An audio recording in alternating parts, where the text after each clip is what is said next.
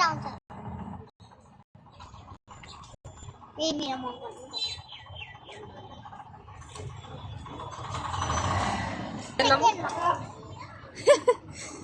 जाँदैछ त हौ के साह्रो फर्काउनु हौ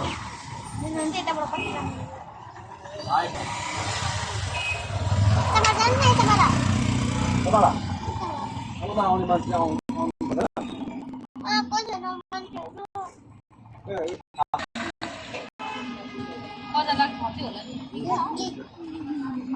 अब यहाँ बसिस्